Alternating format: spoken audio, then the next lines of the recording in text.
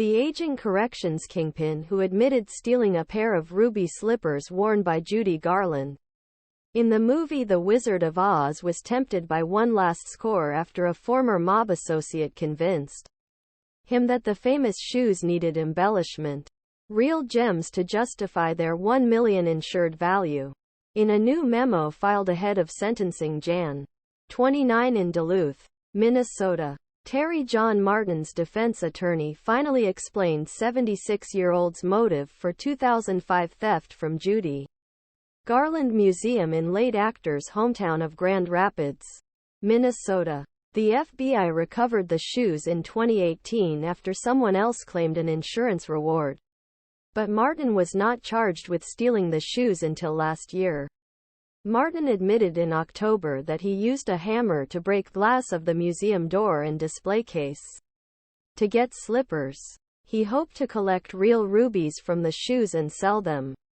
However, a person who handled stolen goods told him that the rubies were glass and that Martin escaped from his possession 2 days after receiving the slippers.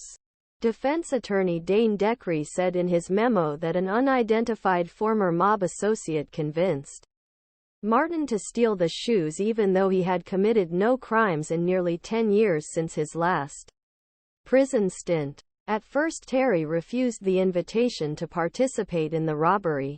But old habits die hard, and the thought of the final score keeps him up at night.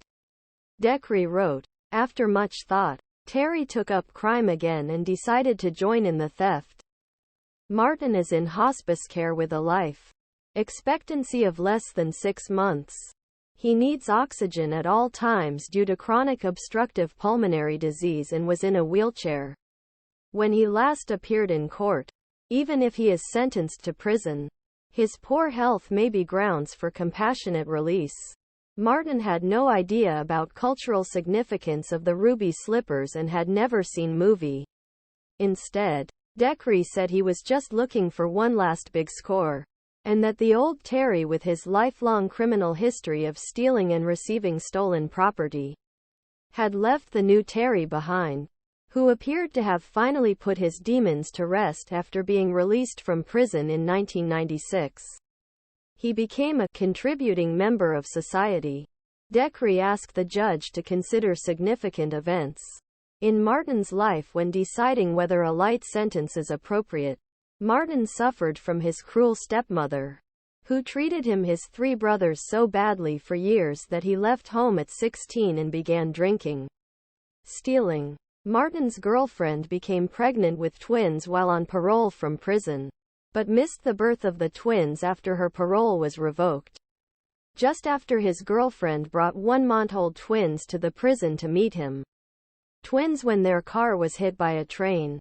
This was truly turning point in Terry's life, villain's origin story and reason why he not only went down dark path, but accelerated towards it. DeKrey wrote, his son put it best, the death of the twins caused to give up.